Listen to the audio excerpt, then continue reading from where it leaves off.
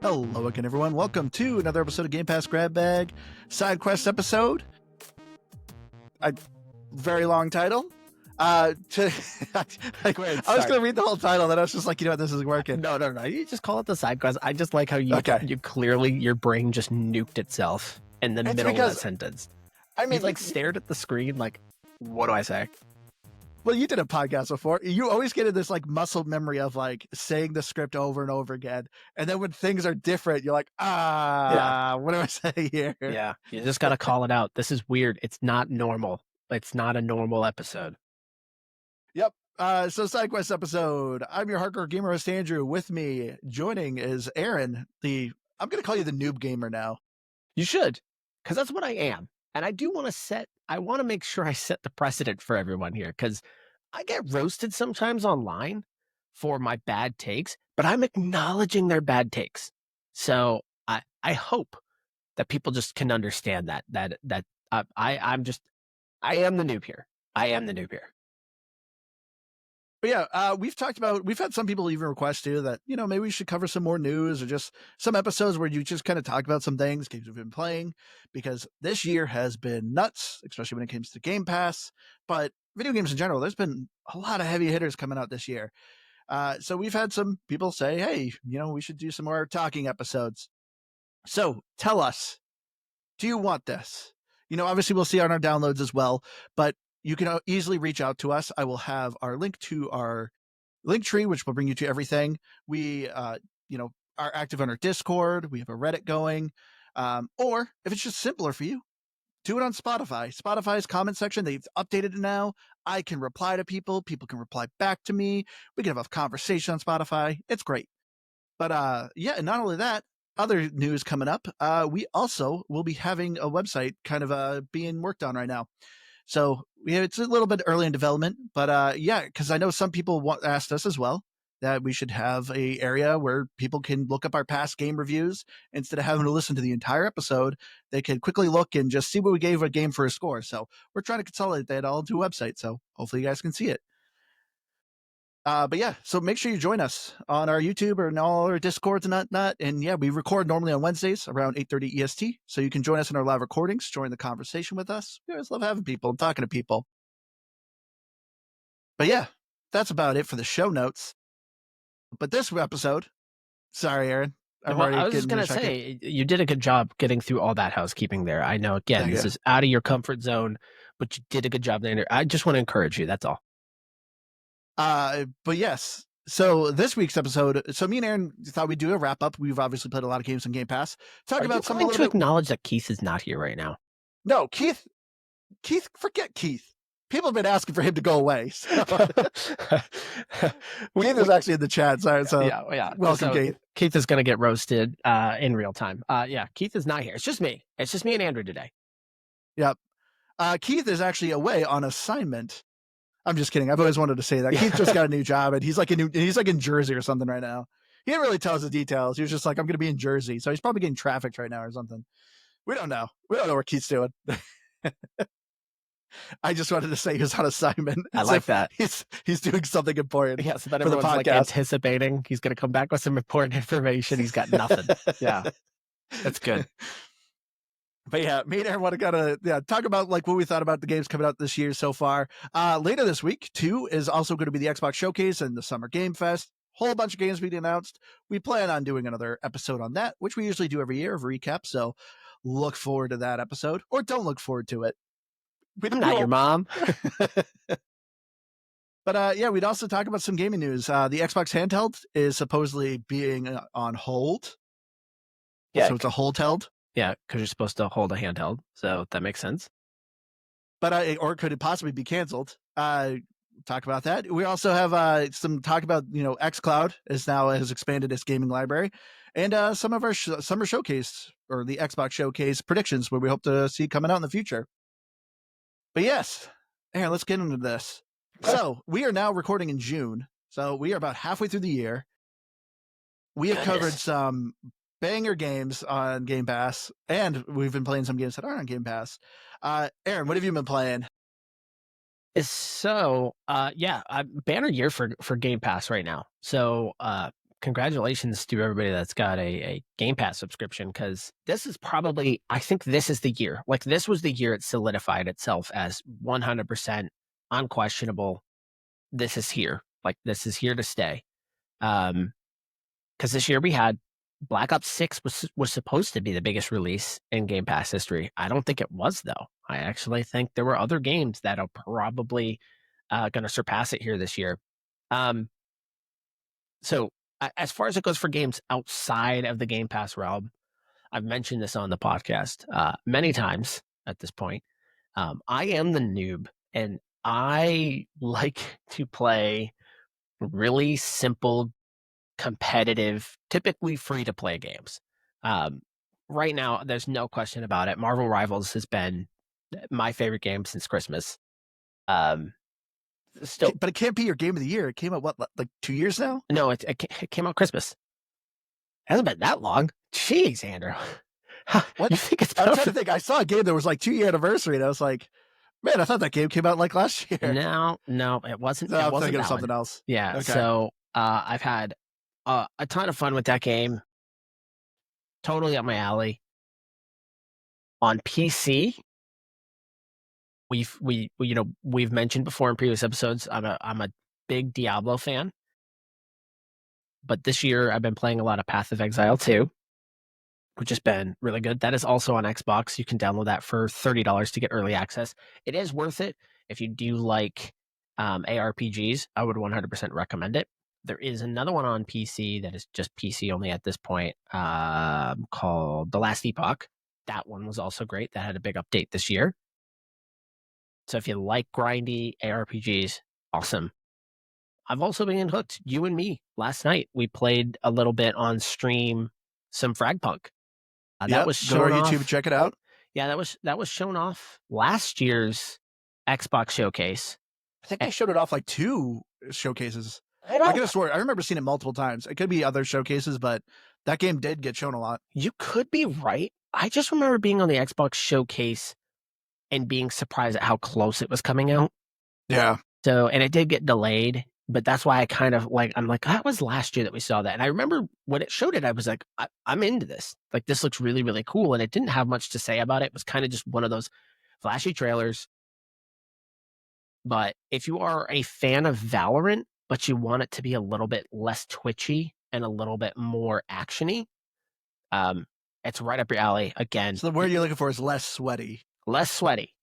It's still got a competitive mode. I don't know if you could call it. Oh yeah. Totally But less. like, oh man, like I played a lot of Counter-Strike, and that game is like the epitome of like sweats.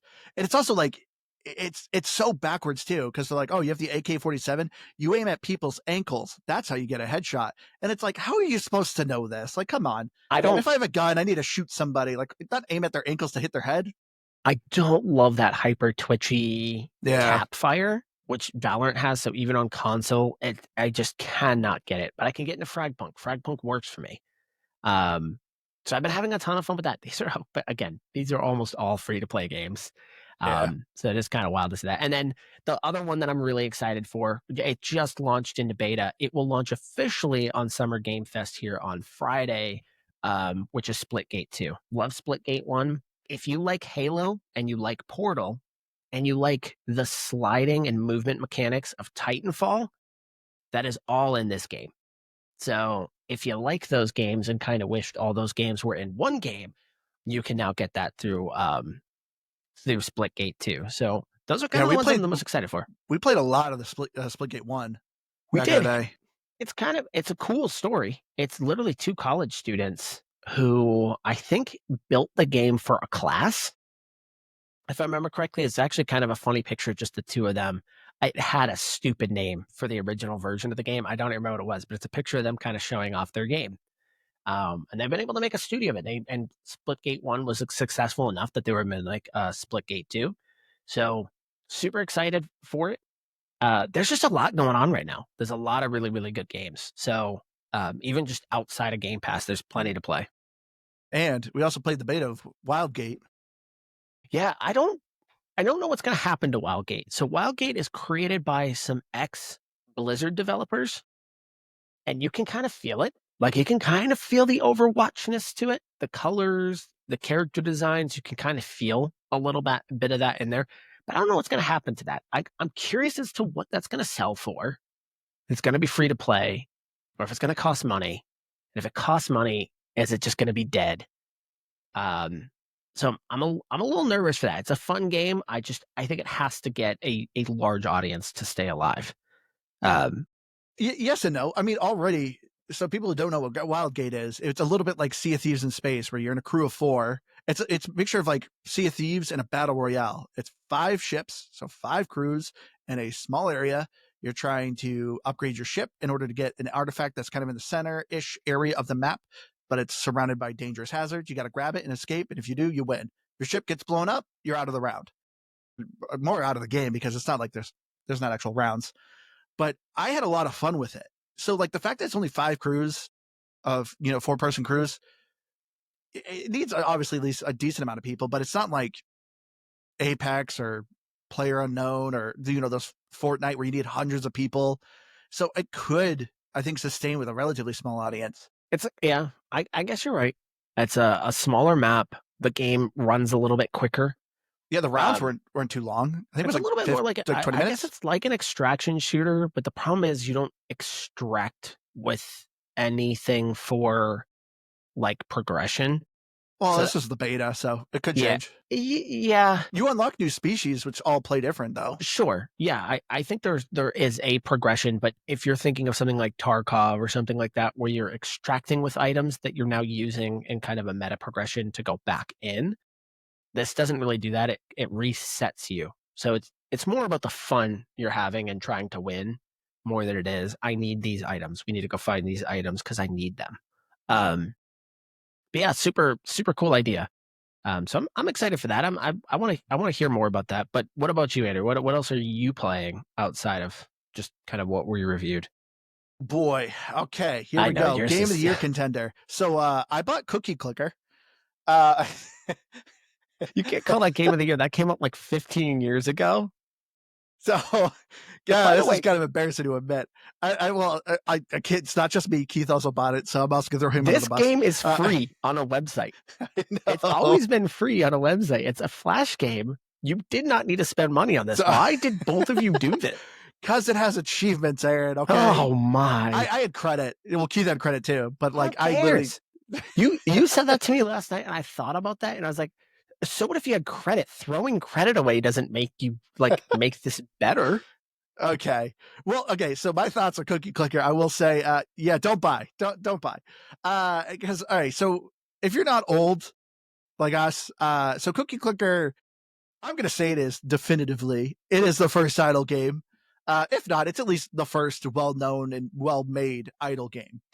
It was originally a Flash game that you just played on a website. You click a giant cookie, number goes up, you buy things, and you get more cookies, and so on and so forth. There actually is kind of a story to the game. But as far as idle game go, this is like the worst one now, because it lacks idle features.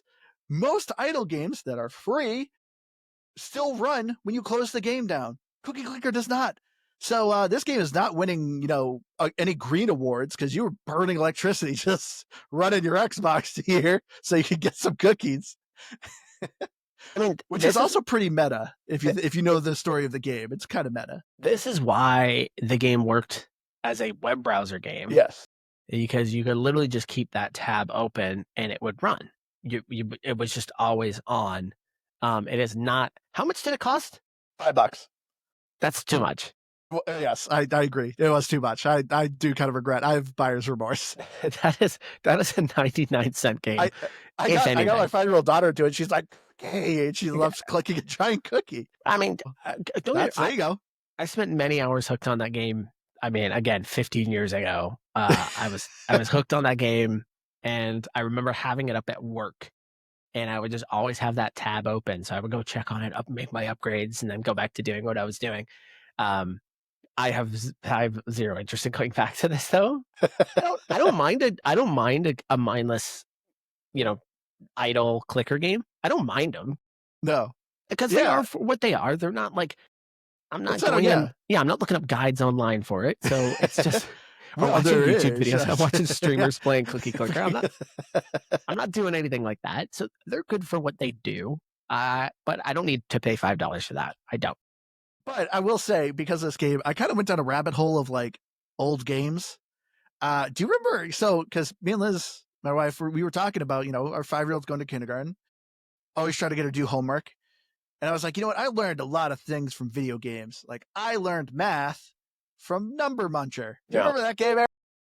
Yeah, that was on one of those really, really old school Macs. You'd have the floppy Yeah. disk. The, Yeah, I the remember Number big Muncher. old black floppy I disk. learned my prime numbers because of Number I remember Munchers. you always did primes. I always liked factors. I could always do factors. I could never do primes. But I started playing that the other day. To me, I don't think I even understood prime numbers. I think it was trial and error for me. So as I was playing it, I would realize, oh, that one didn't work. So I won't do that next time. And then I eventually just progressed and I learned my prime numbers that way, but didn't know what I was doing. Yeah, there's Keith in the chat. I forgot about that game. Remember Bots 2? So Bots 2? Was it bots2.net? Yeah, that one was just brought up to me on Saturday. Someone reminded me of Bots 2 on Saturday. Which I does was this talking about website still Neopets. exist? It still does. Neopets, man, I loved Neopets. I remember Neopets. For whatever reason, we completely missed RuneScape. I don't know why we missed RuneScape. I am a little jealous of people that got into RuneScape. I think we were already into Diablo 2 at the time. Like, I don't think we needed RuneScape. Bots is up to Bots 4 now. It's not Bots 2 anymore. I didn't even know they made upgrades. I did not know there was a Bots 4. Yes. For anyone not knowing what Bots is, because again, you had to live through a certain period of time for this to make sense. It was basically a text-based RPG that you could go on a website and upgrade your bot, and then you fought your bot. But there really wasn't a whole lot of graphics to it. And why it was so big was because when you were in school, obviously you couldn't download games, but you could go to websites. And if those websites weren't banned at your school, you could go on there and play them. So it was really popular to play these games just because of the easy access to it, which I think was very similar to RuneScape. I think RuneScape, that's why it was also really popular. Yeah, but I prefer, as far as my actual Xbox, game, the contenders. Thanks for the rabbit hole. Yeah, thank you. You're welcome. So I just wrapped up Expedition 33. I think I can't see this game not being my game of the year at this point. Yeah, right. Right now, I think it's got to be for everybody. Anybody that's playing it, it's got to be. I mean, because even recorded, the other close runner-up for me was Kingdom Come Deliverance 2. Loved Kingdom Come Deliverance 1. If you guys don't know what that game is, it's a first-person RPG. The first one was on Game Pass for a while. It's kind of a simulator medieval RPG. So it's very much... have you ever tried them, Aaron? Kingdom Come Deliverance? You would probably like it because, like you said in Oblivion, you always like a game where whatever you're doing, you're improving. And that's what Kingdom Come Deliverance is. You're picking flowers. Your herbalism's going up. You're training your dog. Your hound mastery's going up. Riding your horse, that's going up. Your sword skill, your mace, depending what your weapon you're using. So the first one's very janky. The first one is very much either hate it or you love it, like me. I bought it from one of my friends because like it's usually on super sale. It's like $7 with all the DLC. I'm also a big historian nut. So like usually when a game's in like medieval times, I'm usually about that jam. So I just ate up the first one. I remember because I remember the time, Liz was pregnant with our first child when it was on Game Pass, and I was like, I hope you don't go on labor because I'm not going with you. I'm playing this game right now. That's not true, sort of. But so all I wanted with the second one, I was like, I just want the first game, just more refined. Because the first one definitely, I think it was a Kickstarter. It was a Kickstarter. Yeah, it was a Kickstarter game. They got money, but it wasn't a ton of money. So it definitely had jank. Like its combat's not that great. The horse riding is kind of all over the place. So when it came to the second one, it's exactly what I wanted. It's the exact same game as the first one, just refined. Way more things to do, way bigger map, more weapons, dialogue, choices, everything. Story is way better in it. So I've been loving Kingdom Come Deliverance 2. But so then Expedition 33 came out, and I love turn-based RPGs. Just Expedition 33, there's like no low points for me. From start to finish, I mean, you could hear our review, But I was so glad by the end when it wrapped up. I was like, this, it wrapped up the story well. I really liked how it just kind of ended. It still just, it tugged on a lot of emotions. You know what? I'm really glad, because I've been fed a lot of Expedition 33 content, and I wanna be able to finish the game. I know I just mentioned a ton of other games that I'm playing, but, I really wanna finish the game, and I am really glad that no one has spoiled the ending for me yet. I've gotten bits and pieces of Well, let me stories. do it for you right now. No, no. I've gotten bits and pieces of where the story goes from where I'm at, um, which I don't love, but that's fine. That's the internet. That's on me. Like I could be finishing it, but I'm playing Marvel Rivals, and I've got a sickness. Um, but I'm actually shocked that I haven't seen already 100 times how that game ends. So Because, well, this is just, we talked about in our episode, the story is so well crafted. Just seeing the ending, like if I just straight up was like, "Ah, it's this," it doesn't really make much sense. So it's kind of hard to kind of get things spoiled because there's 3 chapters in the game, and each time like a chapter ended, it's like it would flip things kind of, and it just leaves these. It just opens the story and the world, and it's like, whoa, this is nuts. So it's not like an easy game of like, oh yeah, you know, this all takes place in somebody's fridge or something stupid. I don't know. I don't know why I just pulled that yeah, out. what a random. It's not like that. It's just a well crafted story of how everything's played out and how these characters develop and go through this journey. So just tell me this. So this isn't really spoiling anything. Does it leave it open for a sequel? Um, yes, yeah, I would. Yeah, it does. Because There's I definitely like wonder. avenues. So they did a good job crafting this world that there's things they could explore. I was talking about this with my friend. I kind of hope they don't though. It's because it's always annoying when a What if they did studio. what if they did, other expeditions?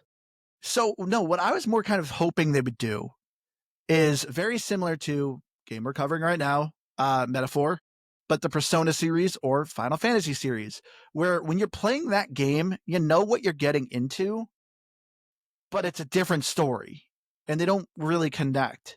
So, and that's what I would like. I would like if this studio, because if they're just like, oh, it's Expedition 34 now or 35 or whatever, it's to me, I feel like it would lessen the impact of Expedition 33. I like what's built here, and I like these characters and everything that's going on. And I wouldn't mind if they do a sidestep to kind of a different area that's not really quite connected, but still the same game. And I'm kinda with you, like, I'm somebody that's on the fence with that type of stuff. In one sense, like, I kinda like when a studio creates something beautiful and then leaves it at that, and again, I know I'm much more of a movie person, but sometimes I just enjoy when a movie was excellent, and I don't need a sequel. And Yeah. usually I'm a little bit more upset because the sequel feels like it's just trying to capitalize on what the first one did, but it was never meant to be there. And so I kind of understand that. However, they created so many fun characters, it feels like a shame to not revisit those characters. Like, it feels like a complete shame to say, "We're not gonna revisit that world again." You just created a game out of nowhere. Out of nowhere, comes out, boom, blows everybody away, and it is chock full of an amazing story, an amazing world, and amazing characters, and it feels really bad to just say, "Well, that's it. That was the story. Those were the characters, and, we're gonna go elsewhere." Um, so, that's why I'm like, I don't want them to capitalize on it and just strike because they're making money off of it, Yeah. but it feels like a shame if that's it. It's just a one title that just and you're not gonna see those characters again. That's it. I mean, I do agree with you. I agree. Like, I do agree with you too, though. It's just, yeah, because like, especially too when like games come out with DLC, and once again, it just feels like it. Because especially too with RPGs like this, it's weird to do DLC of because it's like it's clearly just like not like, oh, we'd had this idea of this DLC. It's definitely like this weird thing that's kind of shoved in the side of like, yeah, when you're halfway through chapter 2, you can access that DLC where you go to this other island. And I don't know. So I think DLC when it comes to like turn-based RPGs are kind of weird because then it's like, Yeah. or what's the other option? It's end game DLC. So only if you've beaten the game, which actually I do want to mention. shows how good this game is. When I beat the game, the achievement for beating the game called The End, 13% of people have gotten that achievement. That's really high. I think the average usually of people completing a game, I remember reading this statistic, was usually like 8 to 10% of people usually finish a game. This is an RPG, and it's only been out for what, a month, 2 months now? Not a And short RPG too. 13% of people have completed it. Yeah. That's a really high number. Yeah, because it's what maybe 40 hours worth of gameplay. Yeah, depending how you play, because so that's a lot. Yeah, that's a lot of time for people to be for 12% or 12, 13% to be getting that far. That's pretty impressive stuff. Yeah, so I would be shocked if this doesn't take Game of the Year, honestly, for a lot of people. I don't know what could beat it though. Like I don't. That's kind of what I'm thinking too. I don't know what could beat it this year. I know we've had somebody mention that for them, I know this was something that I saw on our subreddit, that for them it was Doom: The Dark Ages, and I was like, it's the third game in the series.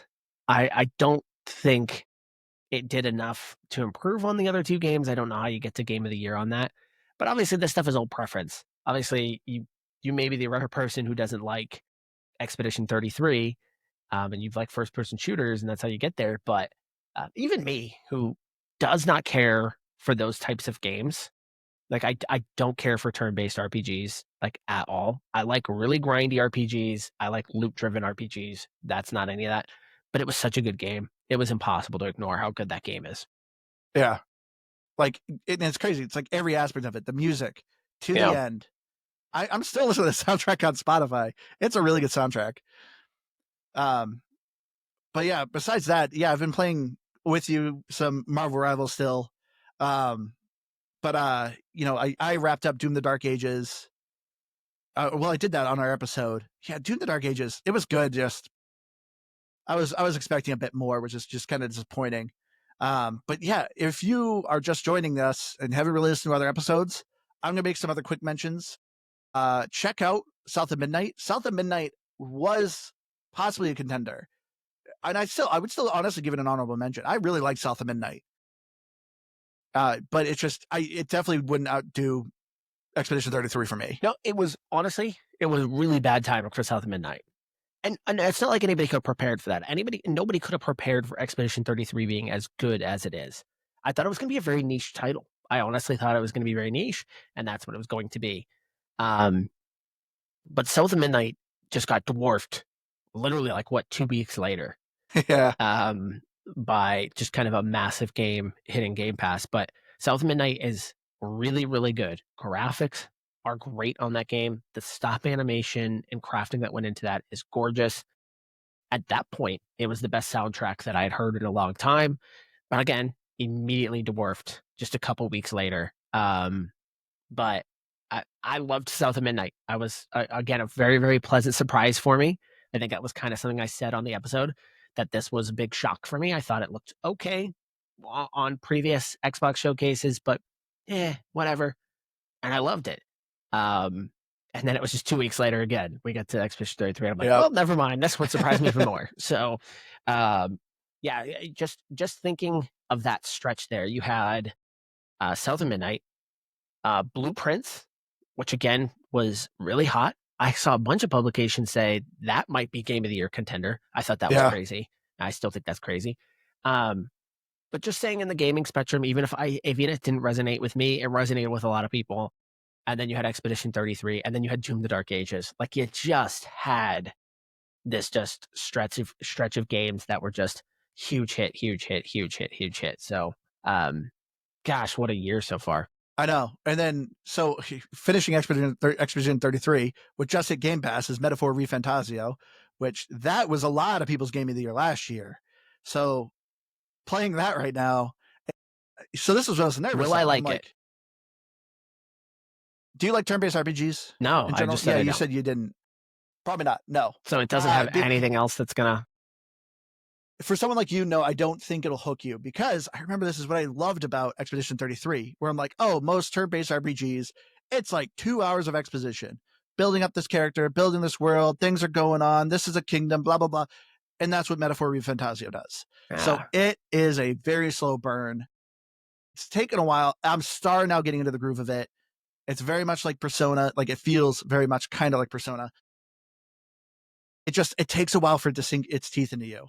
So yeah, if you're someone with a short attention span, Metaphor is not going to hit it for you. On. I don't have a short attention span. That's not the reason I don't like it. That's exactly why you play free to play games. I like dopamine hit. I like competitive. Exactly. I like competitive. That's another word of short attention span. Now I want to because I just said that I like really grindy things too. I like ARPGs. Those aren't short attention span. Those take time. I guess. And I like a good story too. I think you've just insulted my intelligence here. Well, I'm gonna say right off the bat, because I'm gonna say in the review, the thing that irritates me with a lot of RPGs, I hate games that gave me fake choices. I hate that. When they're like, ooh, what do you want to say? Yes, definitely, or yes, kind of. And I'm like, that's all just saying yes. Like, come on. Like, why even give me the choice of saying something? I always hate when a game does that. It's like, this is annoying. So Metaphor kind of does that a little bit. By the way, I forgot we didn't even mention Avowed kind of kicked this off too. No, I actually was going to bring that up because I know, and I got sidetracked with talking about Metaphor, because Avowed was, I've seen some people say that's going to be their game of the year. But speaking of Avowed, Obsidian Studio, they have their other game coming out this year, very soon, coming on the showcase, Outer Worlds 2. But we'll talk about that one a little bit. We'll talk about that because that's going to be a future discussion. But did you see, speaking of Avowed, did you see that they put out a roadmap for it? No, I didn't. I am kind of surprised by this. When we kind of ramped up our review of Avowed, my impression of that game was that was the game that they made. Boom. That's kind of it. I didn't really think of this as something they were really going to come back to work on. I thought maybe they'd update a few bugs and stuff like that, but that'd be about it. Yeah. But no, they just revealed like a roadmap on a bunch of changes that they have coming for the game. And I think they've already started implementing it. I think it was like 2 years worth of changes. Jeez. That they had roadmapped out. They looked like they were kind of coming in just kind of these larger chunks, maybe like 6-month chunks. I was kind of surprised by that. So, if you haven't checked that out, you can look that up. Just give it a quick search and you can see the Avowed roadmap. We're obviously not going to go through all of that, but I was kind of surprised to see that they were doing that. And I'm happy to see that. Yeah, I'm happy to see awesome. because that game did need some love. It did need some. Yeah. I think one of the updates was like better crafting materials and stuff like that, or more access to crafting materials, because I know those were kind of scarce. So, there was a bunch of things that they put in there. The Endgame Plus was going to be kind of redone and reworked. So, good to see that, because I think we walked away from Avowed saying, man, there was something there. It just wasn't complete. It wasn't fully ready to go, but it could have been something. So I'm glad to see they were able to get the opportunity to keep going with it. See, I was kind of thinking about this the other day. Like, back in the day when we were playing video games, there was a lot of studios. You saw a studio making a game, you were like, oh, I know I'm going to like this game. But honestly, there's few, except for, I would say, I think Obsidian is probably my favorite studio right now. I feel like Obsidian, any game they're coming out with, they're very different, and I've enjoyed all of them. Yeah, it's tough when it comes to main studios. Yeah, because like Blizzard used to be one, but I don't care anymore. No, I just think of what Blizzard was and what they look like today. Look at Bungie. Bungie freaking created Halo, and now they're close to being closed down. They're like trying to just struggle to stay alive in just a few years. Marathon, there's a good chance it could get canceled, and the studio could get shut down. Bad shape right now. So, you look at a studio like that. You look at Bethesda. They kind of are stumbling, trying to find their place a little bit. Fallout 76 was a disaster. They obviously got there. Like most Bethesda games, they're awful. And then just like 3 years later, they're amazing. And everyone's like, actually, that game is actually pretty good. Ubisoft's kind of all over the place. Ubisoft is another one that's close to dying. Like they're trying to desperately sell and get out. And they pretty much have one franchise that's really holding them together, and that's the Assassin's Creed franchise, and that's about it. What's happening today, and I think this is actually better for gaming, is we are seeing a lot of independent studios Yep. coming to the market and actually eating the big guys' lunch. And Oh, yeah. Expedition 33 is a great example. That is their first game. That is their first game. And they came in and they sold it for $45. Was it 40, $45? Yeah, I think it was 50. So they Somewhere in sold it there. at a discounted price, and they showed all of the big guys, all of the money you spend, all the hundreds of millions of dollars you're spending, and look what we did with a fraction of that. I think they did that for like, I think it was somewhere, estimates were somewhere between 20 to 30 million. Um, so I think it's actually healthier right now that what you're seeing is smaller independent studios that are actually able to punch way above their weight class Yeah. and are succeeding. Obviously, next year, we've got Grand Theft Auto, which will be the most expensive game ever made. That game, by all accounts, everybody knows it, will be a gargantuan success. So there are still exceptions to the rule where the big guys are I think that's still the only exception. maybe I couldn't think of any other game that could I sell don't want for to I don't want $100 to or something. yeah, I don't want to over generalize it there, but you could be right. Um, that's just kind of the sad state of things right now. Where just the big guys just cannot figure this stuff out. They're spending a ludicrous amount of money on games that are coming out that are just eh. Yeah. I mean, I said it during our Doom the Dark Ages episode. I mean, I'm glad this is happening. It's definitely, I think, the market healing itself. People are finally speaking with their wallets because, yeah, we were talking about how Doom wasn't really selling as well because it's a $70 game, eventually going to be $80. And these games, Oblivion Remastered, Expedition 33, are cheaper and people are buying them because it's the other thing. Another game I was kind of looking forward to, but I'm probably going to hold off for a while, and that's Borderlands 4. Love the Borderlands series, but they won't quite say the price. And then the CEO, Randy Pitchford, kind of He made has a apologized. yes, but it was still a dumb thing to say of if you're a true fan, you'll pay whatever the money is kind of thing. And it's just like that is a dumb thing to say. I'm sorry. Like I like Borderlands, but it's going to be Borderlands. It's not going to be game changing for me. I don't want to pay $80 for that. When it I'm gets gonna to be maybe honest. 60, I might I think think about it. don't tell Randy.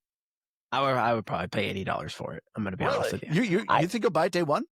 You gotta consider it kind of scratches itches for me there. It It's does. looty, it's But if you're grindy, it's a first person shooter. It's not competitive, but it hits those points. So I understand it. Here's how I calculate the math. And I don't think everybody needs to calculate the math like this. This is how it works in my brain. I look at it and say if I spend $80, if I spend 50 hours on it, how much money am I paying per hour to play that game? And if it's coming out to like cents or a dollar something, yeah, you can get your. I haven't done the math on it, but that's normally the calculation I'm doing in my brain because I haven't done it for $80. I've done it for $60 because you're thinking because when everything went up to $60, okay, well, how many hours do I want to get out of that game for it to feel worth it to me? And this is another reason why on free to play games, I generally don't mind getting battle passes if I play a lot of it. Because to me, it's $10 normally. And if I'm already playing the game, give me an extra progression tree. That's all I kind of care for. And then to me, I felt like I contributed. I told them, good job. I appreciate you guys making this game. I appreciate you guys taking care of this game. I got plenty of time out of this. I feel good. So do I feel like if a Borderlands 4 came out, do I think I would get my money's worth? 100%. And so I understand it. Am I setting a bad message? Yeah, maybe. But I But mean, I want to ask you, you never bought Tiny Tina's Wonderland. Why didn't you buy that? because it's Borderlands. It was Borderlands. It plays different. I've played it at your house. It played different. It was not Borderlands. It's an offshoot of it. It was a cool idea. It's a cool concept. It's not the type of game I'd want to play though. So the only reason too I might hold off is Borderlands is also another one of those games that like always needs to be worked on. It comes out and there's still a lot of issues kind of. They're always a glitchy mess. Yeah, there's a lot of DLC they come out with. So to me, I'm kind of like, I might just wait until like they come out with a more finished product. They're worth it to me. And truthfully, there isn't anything else like it. So it's not like I can say, well, there's this game. I could go play this game and I feel like I'm still kind of scratching that same itch. I don't care. I thought the writing in Borderlands 3 sucked. What about that Wayfinder game you were playing or whatever? Yeah, I mean Wayfinder, but it's not a first person shooter. It's a Uh, third-person action RPG, but very grindy. I like it, but it's not the same thing. And literally, I like the fact that, like, there was virtually an unlimited amount of guns in Borderlands. Obviously, like, 70% of them are probably junk, but it's the idea that there's kind of this unlimited pit of loot. yeah. So it always gives you this feeling like you never know. This next thing could be the next big item. And I like that about it. So yeah, I get it. Was it a stupid thing to say? Yes. Randy Pitchford is known for being an idiot. He he's known, so he's big time CEO, but apparently he like loves magic. So he loves to get up and Magic do the magic Gathering shows. No, no, no, like doing magic tricks. oh, okay. Like he's just kind of a big weirdo who like just thinks people think he's really cool because he's a magician. Like if you ever look at this guy and you ever see other interviews with him, he sounds like a big old weirdo. He Um, also looks like he would have a certain smell. yeah, I could see that. I could see that. Um, but yeah, he has since apologized for making comments about the $80 game and being a true fan. Yeah. But I kind of want to pivot a little bit because I wanted to talk a little bit some news. You posted on our Reddit, but so for a while now, it's probably close pushing about 2 years that there's been rumor that the Xbox handheld is coming out. So Microsoft did already announce before that coming this holiday they're going to be releasing some new hardware. So it was kind of hinted that possibly this was going to be the handheld, new console or something. But it kind of looks like reports are showing now that the handheld is now on hold. Yeah. So just a quick history lesson. So basically, Phil Spencer has made it pretty much apparent he loves the idea of a handheld. He's been very open and vocal about how much he enjoys handheld devices. So, sometime last year, actually, I want to say it was after the showcase, he sat down with IGN and on one of the Xbox podcasts. So, this was after the big event. They asked him about the handheld, and he just basically straight up said, "Yeah, we're working on something." And they said, "All right, is it going to be a streaming device? So, is it going to be a thing that just plays in the cloud?" He says, if we were to make a device, I would want there to be like localized downloads on it. So those were the only confirmations we had last year. Something was being worked on, and it wouldn't be just a streaming device. Cool. So Jez Corden revealed, I want to say about a month or two back, that, hey, yeah, this thing's actually closer than you think, kind of. So what we were supposed to get this year was an Asus branded version of an Xbox handheld. So what it would be was basically the ROG Ally 2, but Xbox version. So it would have a different design. It would have the Xbox specific buttons on it as well. So it had kind of that back and that start button. And this was supposed to be this year's device. So kind of an Xbox handheld. Next year, we were supposedly getting the actual Xbox handheld.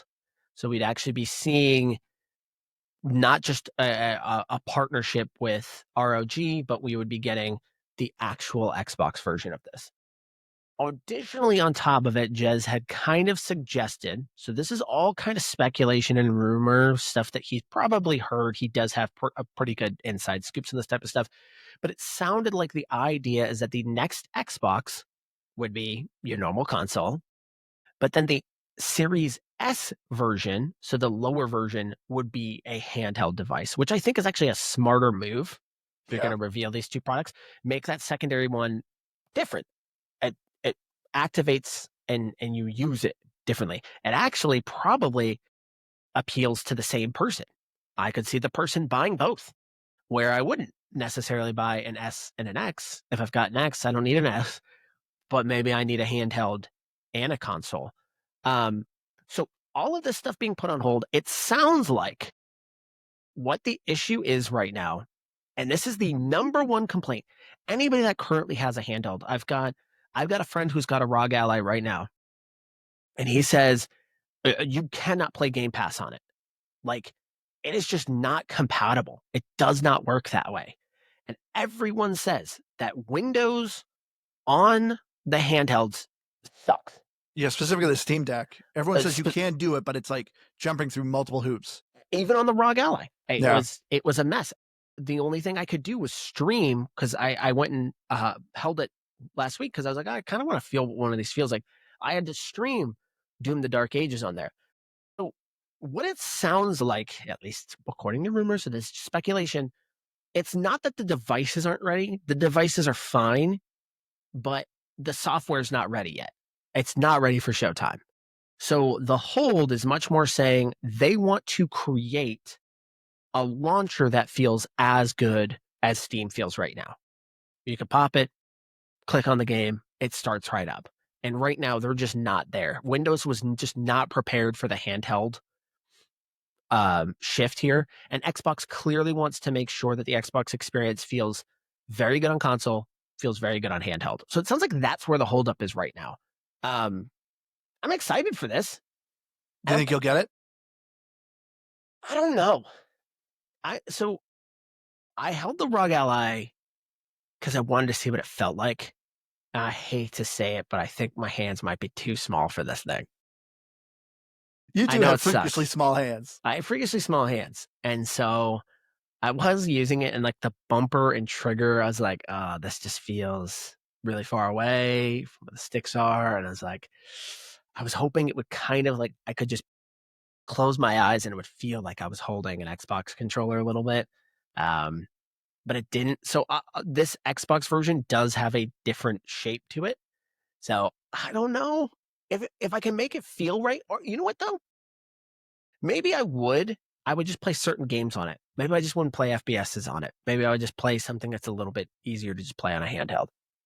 I'm intrigued by the concept. I'll put it this way. What about you? So when I heard the rumor, what, year or two ago, I was 100% like, I don't care if this thing's $500-$600, I will buy this. Because I do a good amount of gaming on the go, you know, either on breaks at work or, you know, we family up north, we travel to. So I was like, yeah, I would definitely do this. Now though, I don't think I would. Because to me, what fits perfectly for me is I bought the X screen for the Xbox Series S. People who don't know what that is, it's about $200. It literally attaches to your Series S, it like plugs right in and folds on top of it. So it literally is like a laptop. You just pop it open and you plug it in and that's it. You just plug in the power because that's it. That's all you need. So it's literally a portable Xbox. And like looking at it, the only thing I would actually enjoy a handheld if it was more collapsible.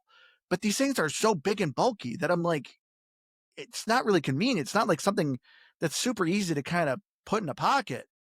Granted, the Series S with the screen isn't either, but I can put it in a backpack just fine. No issues. It fits perfectly in a laptop bag and I can take it wherever I'm going. And that's what I want because I want localized. I play a good amount of stuff on xCloud. You know, that was the other news we're going to talk about is they expanded the xCloud library. But yeah, for me, I think the X Screen works just fine. $200. I already have the Series S, so just $200 more, and now it's a portable console. It works great. Yeah, to me, another reason why I would maybe hold off on this is just maybe it's just an age thing for me. But I think of the scenarios on where I would use this. You and I are a little different in this too. When you travel, you'll bring your Xbox with you. When I travel, I never do. Um, when I travel, I'm usually just doing travel stuff and family stuff, and I typically don't sit down to play video games when I'm Yeah, I try to traveling. avoid family, so Yeah, I we're know very different. that's like an at-home thing for me. So to me, I would be like, all right, well then where would I use this? I guess in bed, I would pop this thing up, but I don't know how often would I do that. So there is a part of me that's like, I don't know. I don't know how often I would use this thing. I think I would just be enticed by it's a shiny new thing and I would go and get it. But that I don't know. I don't know how many scenarios where I would use this. Yeah, because I mean, I really hope if they do it, it needs to have localized download. 100%. Like, don't get me wrong, the X Cloud is awesome. I feel like it doesn't get praised enough. It's a feature that, like, there's a lot of features the Xbox has that I'm just like, we're so spoiled. One of the things I absolutely love is cloud storage. Like, growing up, I remember like reminiscing of some stuff during gaming, and it's like, man, remember memory cards? You always had to bring a memory Yeah. card just to carry your game over, but the memory card was only big enough to hold your save data for like 5 games. It was always annoying. Now, we've multiple Xboxes in the house, play my game upstairs, go downstairs, transfers my save right there. And it's like, this is so convenient. And that's how xCloud is too. Like sometimes I don't want to, like, Spray Paint Simulator came out. You know what? I just want to play a minute of that game, xCloud it, boom, boot it up, got to play it a little bit. All right. If I want to download it, I can download it. But the xCloud is expanded now to more of your own games, which doesn't get talked about enough. More of your own games, I should say, specifically on your console, which is great because storage space is very hard to come by. Games are getting bigger and bigger and bigger. Over 100 gigs is like the average now for a game. And storage is getting more expensive. Hardware is getting more expensive. So the fact that you can now just xCloud your games, which is so helpful, because we're constantly playing different stuff on Game Pass. So there's so many games on my back catalog that I want to have, but it's hard to put it on my Xbox, like Baldur's Gate 3. Like that's like almost a 200 gig game. And it's hard to have that sitting on my Xbox just taking up space. But now I can just xCloud it. If I'm like, cool, I could play this for a couple hours, I can just hit right there and play it because I own the game. So kind of go over some of the games. Basically, if there's a big old massive game, there's a good chance it's on xCloud. But you're looking at all the Assassin's Creed game, Kingdom Come Deliverance 2, Cyberpunk's on there. Baldur's Gate 3, as I said. Atomic Heart. That was on Game Pass for a while. I actually really enjoyed that game a lot. But yeah, there's also a handful of indie games. They have Bratz, which I think is hilarious. Bratz, flaunt your fashion. I know. Where did There are that some come big from? time fans. Yeah. It's like a game I've never heard of. I would have never known that game existed, and somehow that's on xCloud. So thank you, Xbox. Thank you. Thank you. You really helped Somebody us must here. put that on there as a joke. But yeah, so the idea is if you own any of these games, you don't have to have it installed on your Xbox now. You can click on the game and you can cloud play it. So really, really convenient stuff. I know that was stuff we've talked about in the past of like, I have an office separate from my house that I work in, and it's all on the same network. I was like, man, it like annoys me that I've got this game on my Xbox up there, but I want to play it down here in my office. And I could just go buy another Xbox, but I don't want to. I was always thought, wouldn't it be just cool if you could just kind of stream from your Xbox here? This is kind of a version of that. But better, well, maybe better. It's right now still limited. They're adding games to it. Yeah. They obviously need to have agreements from the developers themselves to allow this to happen. But as that continues to grow, I mean, yeah, it could be very normal that you could buy a game and just have access to it wherever because you can just cloud play it. And it is crazy. Like I said the other day when I picked up that ROG Ally, I had to stream Doom the Dark Ages, and we were not on like a good network. And it played great. Yeah. It really was not noticeable to me. And that's a fast-paced game. But I didn't know I didn't see any lag or stutter on there. I was like, this feels pretty normal to me. And I was like, that was not always the case. So they've made some incredible strides at getting that thing really just cruising. Yeah. Oh, well, thank you for getting that because I wanted to call out one of our listeners. When we reviewed Expedition 33, he said he only played it on the xCloud. He's like, I had no issues. I tried streaming on the xCloud and I was getting smoked. So I call you a liar. Skill issue. That's a skill issue. You also have like one of the oldest Wi-Fi routers I've seen in like, it is insane how old that thing is. Like, it's shocking you even have internet in your house right now. It is pretty old. I do need to update. Actually, I have one of your old ones that you gave me, and I haven't even set that up. Yeah, I think I gave you one of my Wi-Fi 6 because I have Wi-Fi 7 at my house. Oh. Yeah, I don't mean to brag or anything, guys, but I've got like the fastest internet in the world. So, all right, but let's start wrapping up here. Let's give some quick predictions that you have for the summer showcase coming up. Yeah, so we will do a summer showcase episode next week. So we will recap everything that we saw. But what am I predicting? Obviously, so I think we will get an official Fable date. So I think we'll get I think we'll get an official Fable date. I posted on Reddit that Undead Labs posted a interesting image. I completely forgot State of Decay 3 was like being worked on. It literally was announced when they announced the series consoles. Yeah. It So literally hasn't been talked about since. so State of Decay 3 has been in works for a long time. And then do you remember last year, like I felt like they kind of put something together to put something together. Mhm. Like kind of just to show like, no guys, we're seriously still working on this thing, but it didn't Yeah. show anything. The image that they posted doesn't look like State of Decay though. No, it's It's like like Norse runes. yeah, it's like runic symbols. So are we gonna get a State of Decay release date and the next game that they're working on? It kind of feels like you might be going down that path. So I think you're gonna see that. I wouldn't be surprised. Yes, if you are watching the video, you are seeing what we're talking about right now. So to me, it's like runic symbols. It's kind of strange. It's probably a code for something. Um, Yeah, and even the picture's like kind of like a crop circle or something. yeah, it's interesting. Um, I wouldn't be surprised if we see a Forza update. It's been a while. Yeah, and Forza's been doing really well on PlayStation. Yeah, It hit like top sales of the month, like last they month, which is crazy. supposedly came out and said it actually generated more revenue than Gran Turismo did. So for PlayStation. So It's gotta hurt. yeah. So yeah, I wouldn't be surprised if we see that. I wouldn't be surprised if we get a release date for Gears of War E-Day. I imagine we get heck, I wouldn't be shocked. Here's gonna be like my bolt. I wouldn't be shocked if they put out a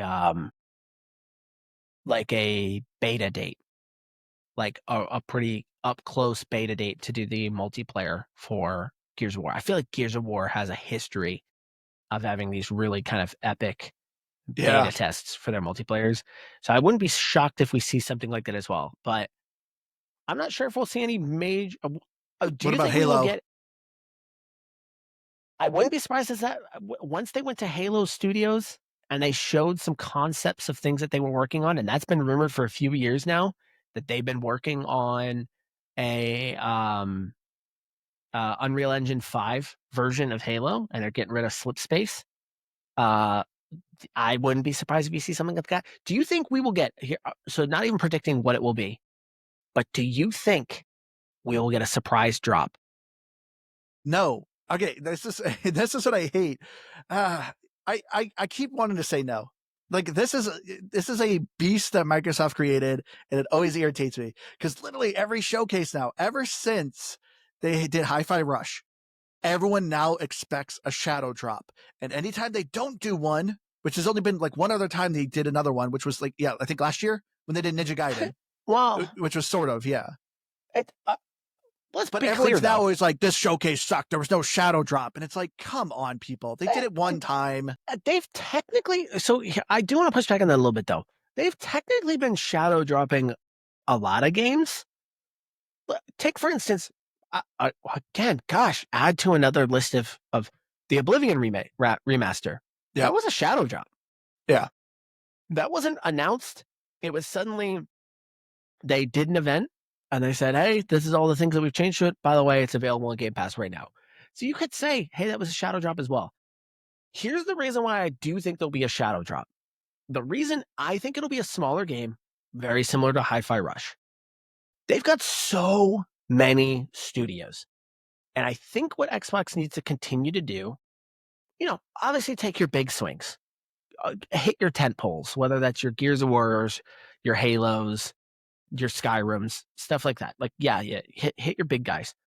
But I think grabbing allow some of your studios to make chances on smaller things. Fun stuff comes out of that. Fun, unexpected stuff comes out of that. Allow them to take chances at those types of things. I think we're going to get something like that. I think you're going to get some. I'm going to even go a step further. I think you will get two. You will get two shadow drops. That's I my mean, prediction. if we were going to predict, I would say maybe Rare's new game. What was it called? Like Everwild? Do you remember that? Yeah. That was announced, I think, 6 years ago. Rumor is you will see Everwilds. Like that will be there. I don't think that's going to be a shadow. I think Probably that not, still might. but- I think it still might be a ways away because we have not seen anything on that game. So that would be wild that they just are like, oh yeah, here it is. I think they'd at least want to show you what that game is first before you get there. I think what you'll see a shadow drop for a game that you haven't seen, 2 games, but they will be relatively smaller games. They won't be Like indie large ones. games. Yeah, well, not, again, they've got so many studios. They've got like 20 some odd studios.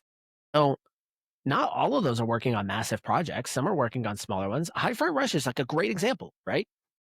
Small game, a studio that had some pedigree, but they weren't necessarily a massive team. And they put together kind of a fun, unique little title. And there you go. I think Xbox will continue to do that. I think they'll recognize that there's a benefit in doing that type of stuff, because what you're trying to do is get people to the Game Pass subscription service. That's what you want. And so showing something off and then just saying, hey, it's available right now, that's how you draw people to it. So I think there's some benefits to it. I think you'll see a couple. See, I hope they show Silk Song. You never played Hollow That Knight, did game. you? No, but that game has been in development Yes. for It's an eternity. supposedly coming out this year because they showed it during the Nintendo showcase when they did the Switch 2.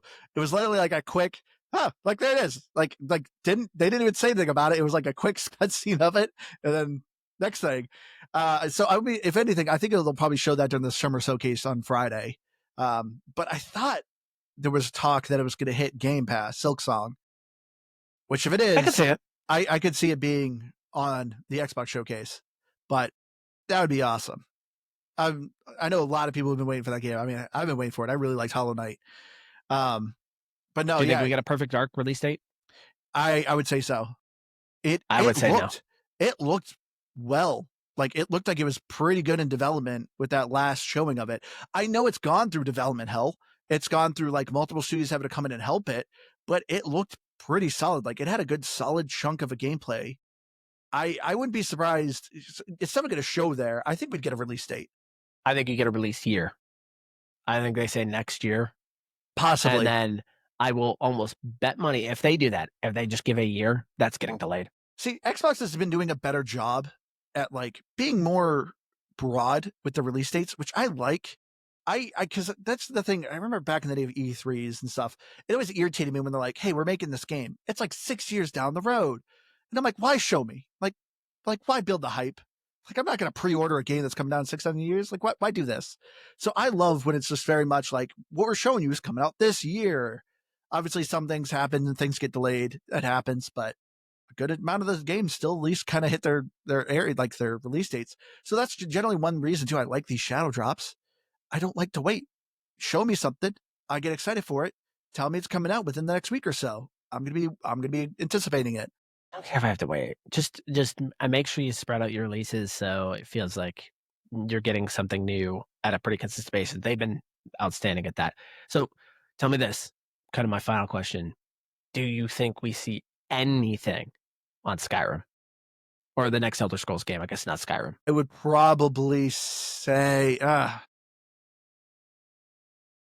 I'd probably say no.